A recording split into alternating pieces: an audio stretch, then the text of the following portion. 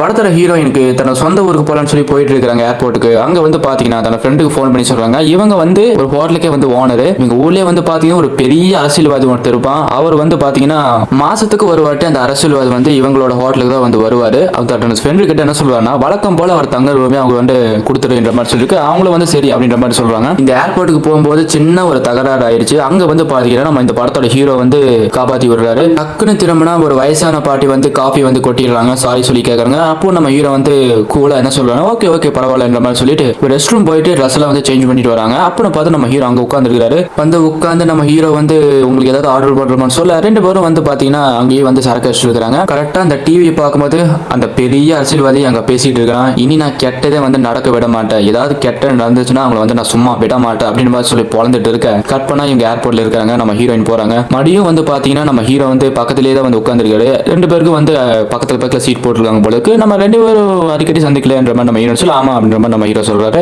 எல்லாமே வந்து பாத்தீங்கன்னா ஸ்மூத்தா தான் போயிட்டு இருக்குது. அப்போ வந்து நம்ம ஹீரோ என்ன பண்றான்னா, இங்கதான் நம்ம ஹீரோவோட பில்லாத்தனத்தையே வந்து காட்டுறாங்க. அந்த பெரிய அரசியல்வாதி வந்து வழக்கமா தங்குற ரூமை வந்து மாத்திடு, அது வந்து வேற ரூமுக்கு சேஞ்ச் பண்ணு அப்படின்ற மாதிரி சொல்லும் போது நம்ம ஹீரோயினுக்கு ஒண்ணுமே புரியல. இப்ப வந்து மிரட்ட ஆரம்பிக்கிறான். இவன் போயா அப்படின்ற மாதிரி நம்ம ஹீரோயின் சொல்ல தலையில ஒரே மட்டும் நங்குன்னு மயங்குறாங்க. அவங்க அப்படியே வந்து மடி எந்திரிச்சு பாக்குறாங்க. ஒழுங்கா நான் சொல்றதை கேளு, இல்லைன்னா உங்க அப்பா வந்து ஸ்னைப்பர்ல வந்து போட்டு தள்ளிடுவேன் என்ற மாதிரி மிரட்டுறான். தன் அப்பா வந்து ஃபோன் பண்றான். நம்ம ஹீரோயின் வந்து தாங்கி பேசுறாங்க, அழுதுகிட்டே வந்து பேசுறாங்க.